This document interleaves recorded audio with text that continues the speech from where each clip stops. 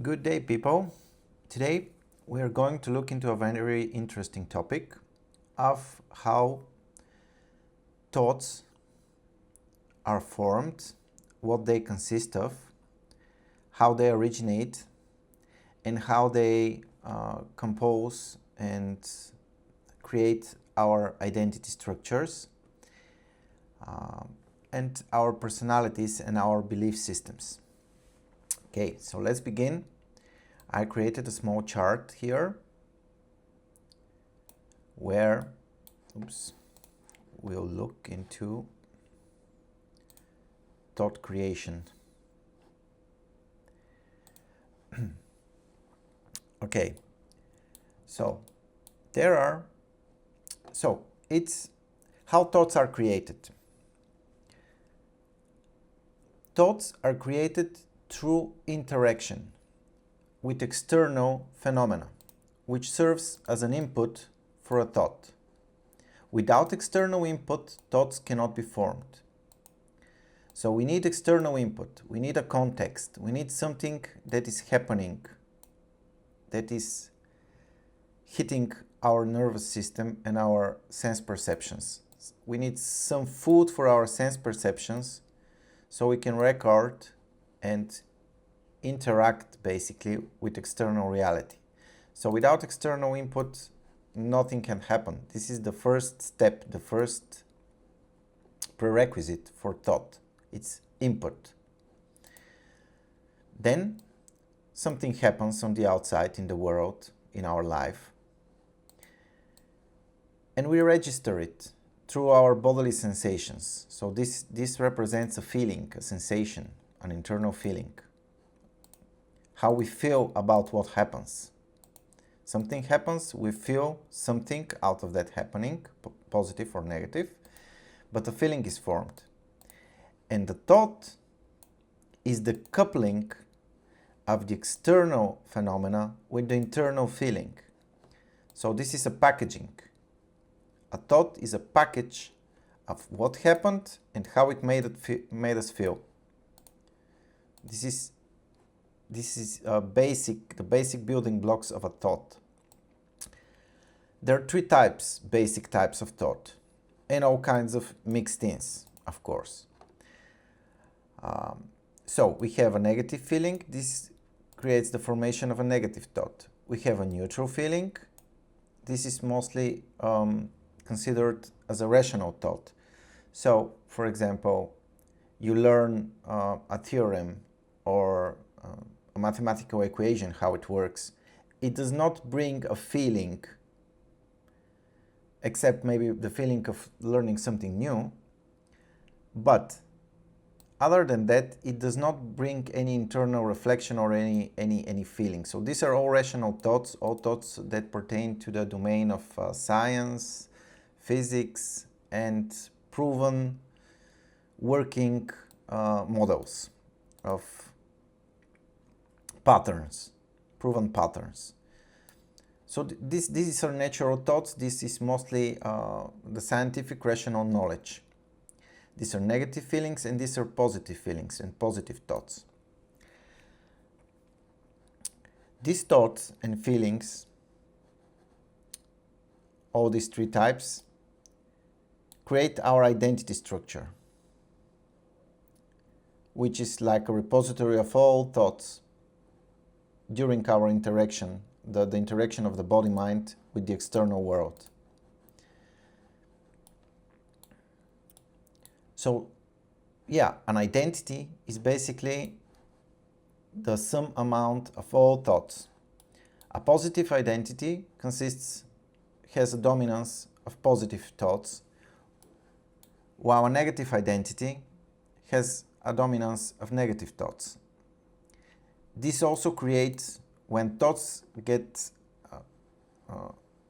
are promoted to identity level, because they may not be promoted, they may be just a coincidence thoughts or rejected thoughts, not accepted, not validated with us.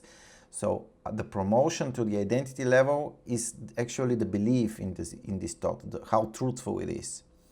The more truth we assign to a thought, the more truthful we accept it to be, the more it's promoted to our identity structure, which is how we see ourselves playing, our character playing in the world. Do we see it as a positive, as a winner, as a successful character, or as a loser? Okay, so then we move on to how the interaction actually happens. So we have all these different types of external events: routine tasks, human interactions, or interactions with the world itself. They ping us, ping pong. They enter input and like put a request for our sense perceptions, and they register it. This is our nervous system, our senses functioning. Touch, smell, sight, all those.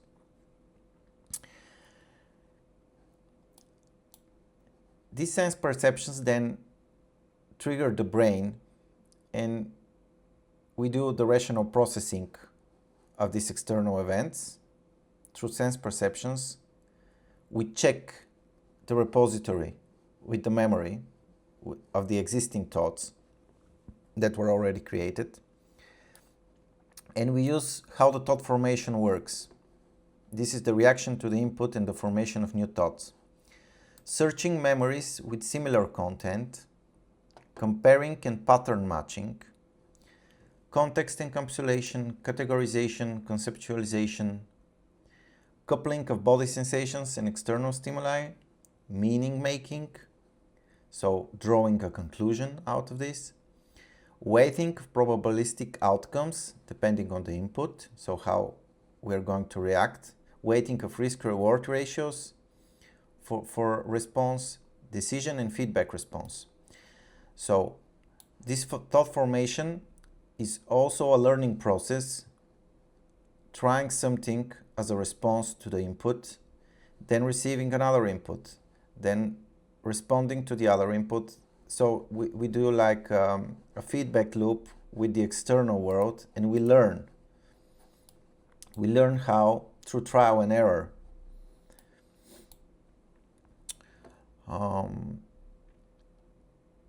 We observe reactions, behavior. We understand how something works through modulating our response to it and seeing how it reacts.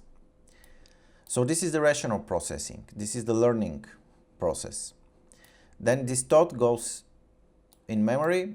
It can go as short-term memory or long-term memory. Low impact, low value thoughts or neutral, observational, mundane thoughts are automatic and routine. They're just like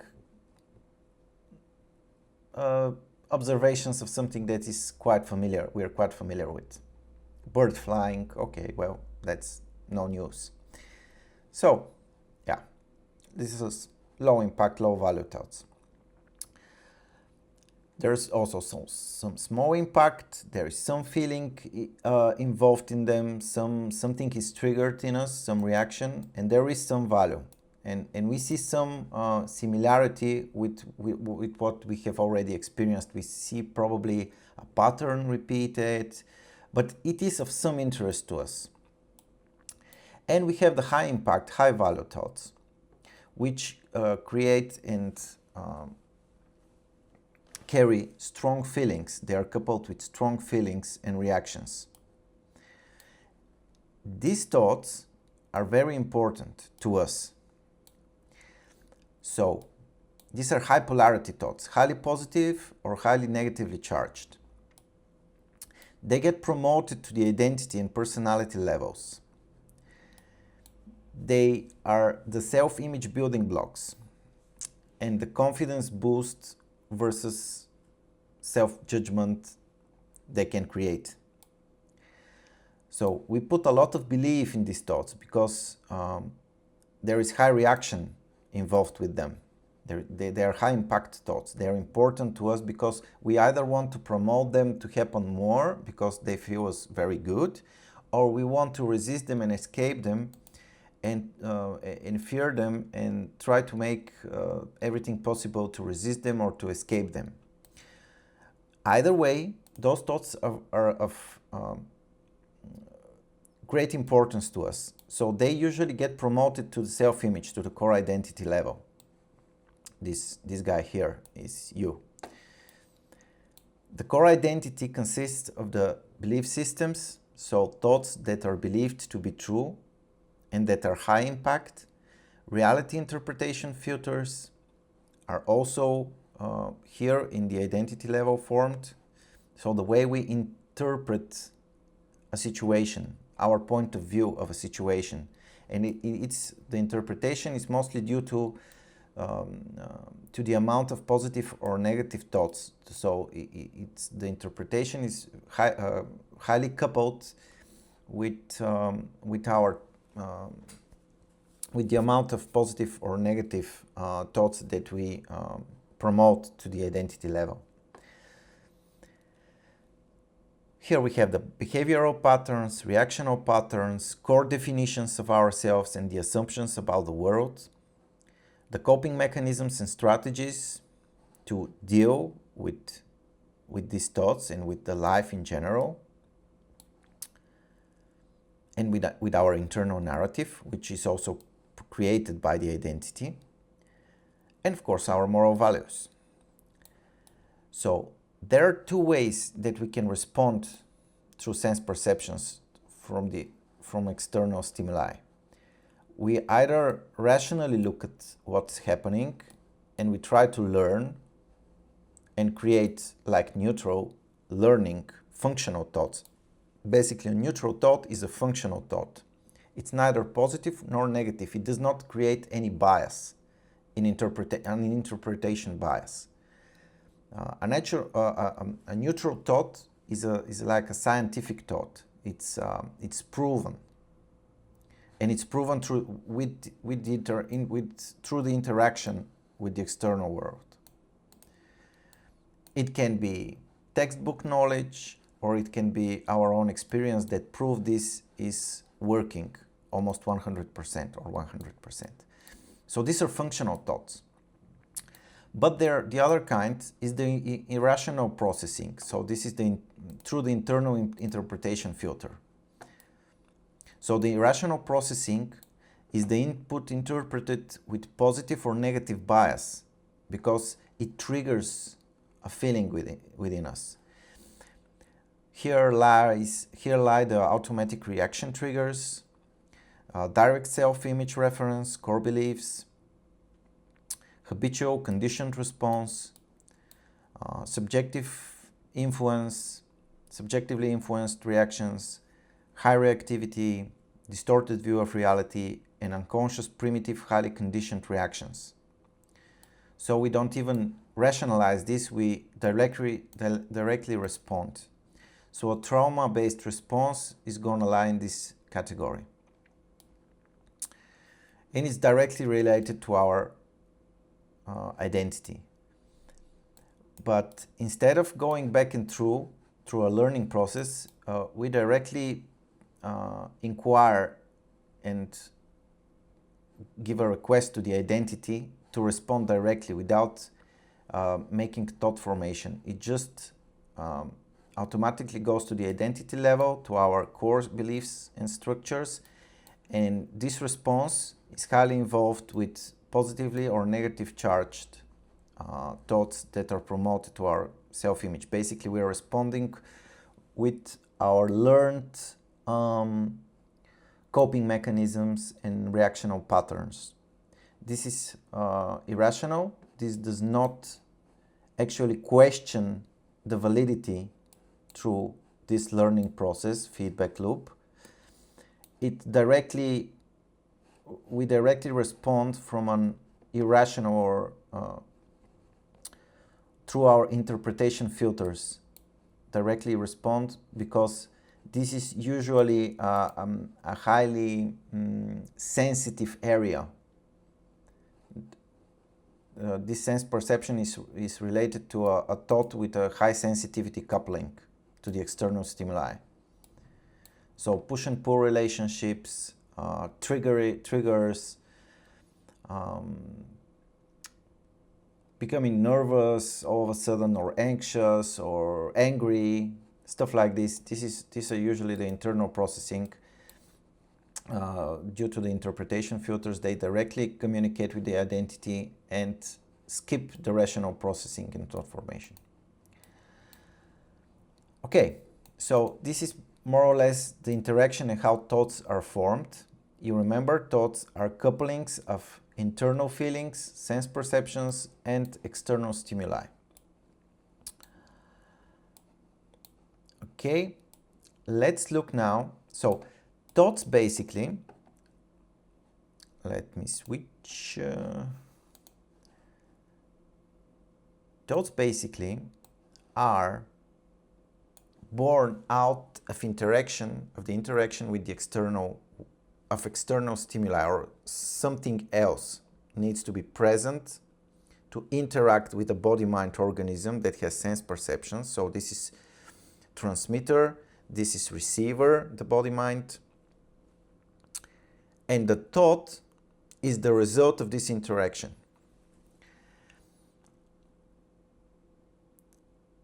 And the more thoughts, the more interactions, the more thoughts are created. Different outcomes, different thought polarities. Thoughts get promoted and make and create the identity. So identity is basically the interaction of this body-mind with the external world during our lifetime. Okay, so far so good. Now, what we want to look into next. But we can also have internal interactions, internal dynamics. So a thought in itself can serve as a happening, as an input. So we can create an internal feedback loop thinking about thoughts. So thoughts reflecting on other thoughts, or thoughts bringing feelings, because each thought has a feeling related to it, because it's a package. It not only comes with the context, the story, but also with the feeling.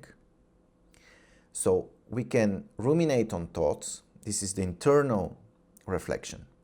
We were talking now, until now we were talking about interaction with external reality, but we can also have the internal interaction, the internal dynamics, where everything is interrelated, and it's much more vague, and abstract somehow, and not clear. It's not as clear as external stimuli, because we're reacting and we are using thoughts that are coming from our memory or rising up in our minds without external stimuli, and we consider these thoughts as input, and they create the same interactions as external thoughts. So we ruminate on thoughts, we reflect on them, we create a feedback loop, and there are other thoughts that come like a train of thought. So one thought creates another thought, another thought, another thought, another thought, and we are kind of stuck. A lot of people or mentally challenged people with mental depression or other mental disorders are usually stuck in this narrative, this internal narrative. And so let's look at the internal dynamics and the self-reflection mechanism.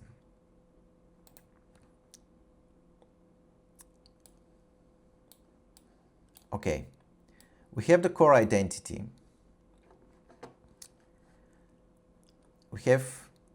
So this is the internal source of thoughts. We have the internal narratives and limiting beliefs. So this is the internal speaker. We have the bodily sensations, how the body feels right now. And we have the interpretation filter, the self-reflective thoughts.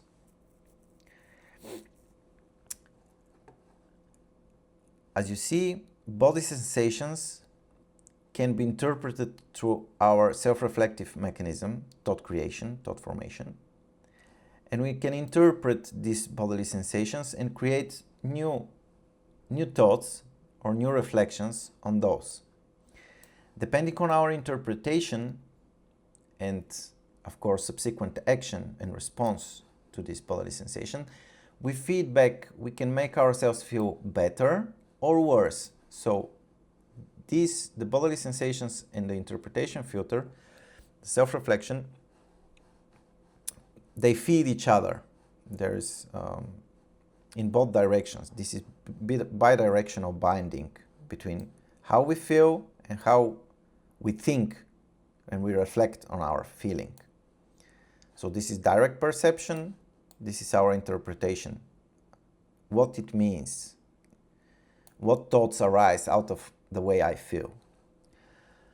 The bodily sensations also are bidirectional with the internal narrative, the limiting self-beliefs or the core beliefs that we give authority to speak from the inside.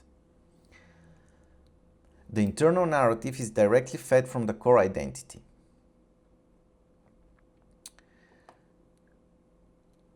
And the interpretation filter is the only input into the core identity. So the way we see reality or interpret it or read different situations or sensations is the only way, the way interpret reality is the only way that we can pre-program or recondition or reprogram or recondition our identity structures. So this is basically the source and the core of manifestation theory, is working with the interpretations, with our internal thoughts. And by changing the core identity, this changes the narrative. And then this also can have effect, of course, on the body sensations. The internal narrative is also subject to internal interpretation. So what the voice inside says, it directly makes us feel good, uplifted, or depressed, and is more food, more source, more resource for our internal interpretations and thoughts. So the interpretation filter is a very important part of this interaction. Because this is the only element that directly can feed and change the identity. It's responsible for the amalgamation of thoughts and emotions. It can enhance inner narrative through modification of identity beliefs. It is directly responsible for the creation or dissolution of limiting beliefs about oneself and the world. It's able to reprogram the identity and recondition it, as I said already, and it's an essential element for the change of the mindset and the way we interact with ourselves and the world. So, yeah, this is the internal dynamics. So, when we look at thought, we see that thoughts do not emerge from inside of us. They emerge due to interactions. Initially, there is no internal narrative. There is no internal dynamics. The internal dynamics is a byproduct of initial external dynamics. There need to be a good amount of accumulated knowledge and experience through interaction. So, a good amount of thoughts already present within us and an identity formed so that the internal narrative can then take place on its own. So it's like a closed circle within us, and we feed ourselves thoughts and we respond to our thoughts, and we get stuck into our internal, basically a closed system of interaction. We get thoughts from the inside, we react to the thoughts from the inside, and we feed the identity, and we feel how however we feel. So this is how we pre-program or we enforce more the states we are in. So this is, yeah, these are the internal dynamics. But with this knowledge, which is, I have no doubts about how the nature of thoughts. It's just obvious that a thought cannot exist on its own. It does not have a separate existence. Nor is it something personal. It's just a reflection and a coupling of external stimuli and sensations in the body-mind organisms.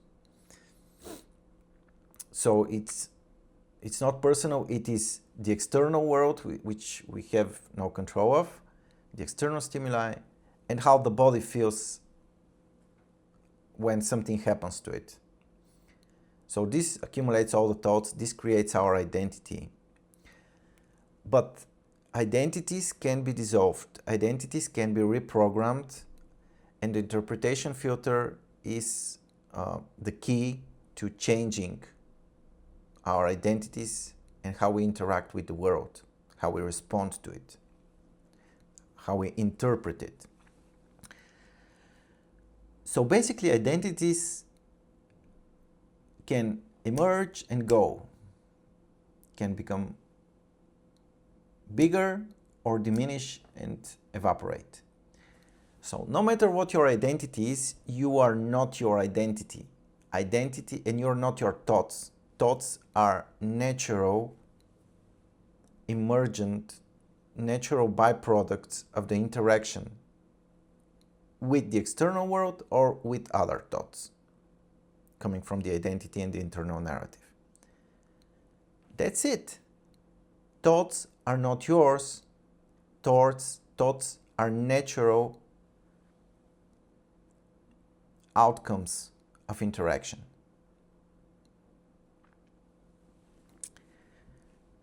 So then, who are we? What are we if we are not these thoughts? Because we are aware of those thoughts. We feel those thoughts. We see the meaning of those thoughts. But we are not those thoughts. And the fact that we can change our identity, we can change the way we see the world, we can change the way we see ourselves, means that these things are just are subject to change.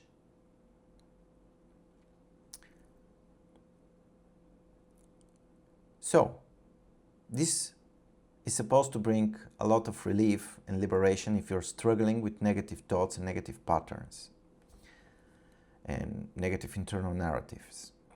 I've been through a lot of suffering, mental suffering, due to the inner critic, tendencies of bad coping mechanisms, addictions. So I was on the spiritual path, meditating, praying, contemplating, and I felt like I got the insight of the impersonal nature of thoughts, which on its own brought an end of identification with thoughts. It broke the link between who I am, how I see myself, and the thoughts that are happening. Because they're just innocently, naturally unfolding due to the baggage and to the thoughts that we already have. The problem is that if we have a lot of negative thoughts accumulated through our life experience, those thoughts are inevitably going to come back and again and emerge from inside us and bother us and make us anxious, and we just feed this negative identity because these thoughts keep coming up because there's a lot of them stored through our lifetime, through trauma, through failures, through heartbreak, to anything, through all kinds of negative outcomes and identifications with those outcomes. But this is a natural mechanism. So we should not identify with the contents and the feelings that these thoughts bring to the surface. We should look at them without engaging with them. Just being aware of them, yeah, they emerge, obviously, already. Do not engage with them, because then you create this internal feedback loop, and usually chances are that if you have a lot of negative thoughts, you have the negative identity already, the negative interpreter already, so it's going to again fortify this negative identity. And there is no escaping this. You're just going to get deeper and deeper into the hole of more limiting beliefs, more negativity, more depressing internal narratives. We feed the internal narrative by interpreting the thoughts the same way that we are used to interpret.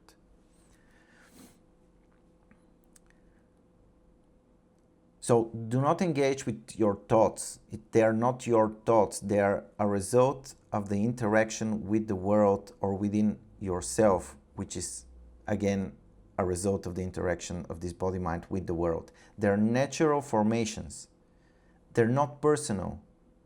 They're just because this is how your brain works. It couples the sensations with the external stimuli. If those sensations are negative, chances are you have more negative thoughts, you have a negative identity, negative self-image. But this is not who you are. This is the most important thing, to break the identity, break the attachment to those thoughts and the belief in those thoughts that this is who you are. No, this is what has accumulated within you, yes, but this is not in any way who you are. And the fact that thoughts just come and disappear, we don't have any control of what thoughts we're gonna have. They just naturally emerge and disappear again.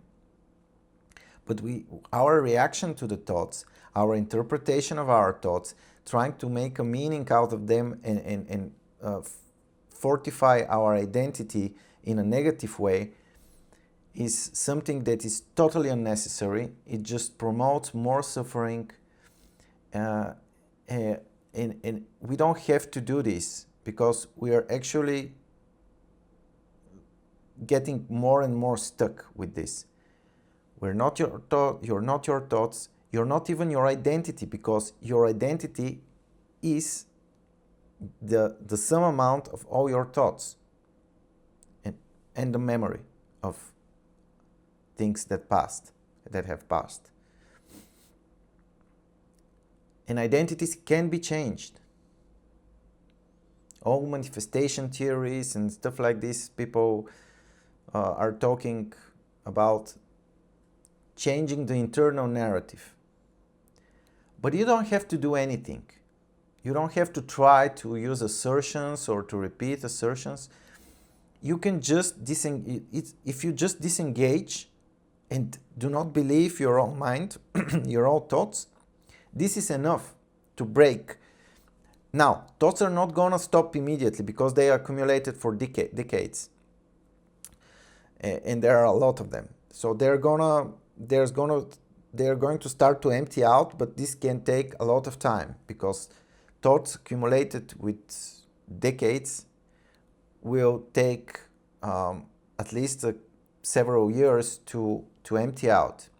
But how they empty out? They empty out through allowance. You need to allow them to exist, not suppress them, because when you suppress them, they go back to the identity.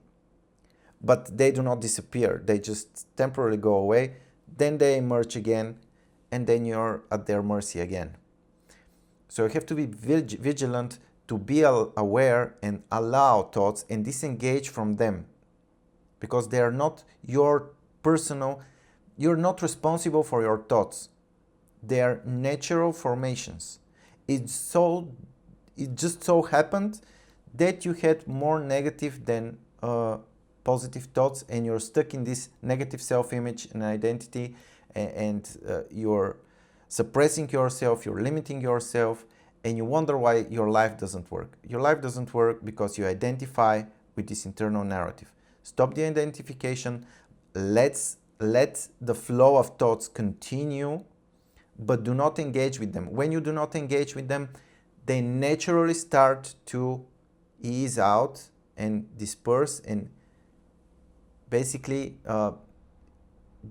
their charge is mitigated, is loosened, and they become neutral, and then they just vanish because there is no more reaction to them.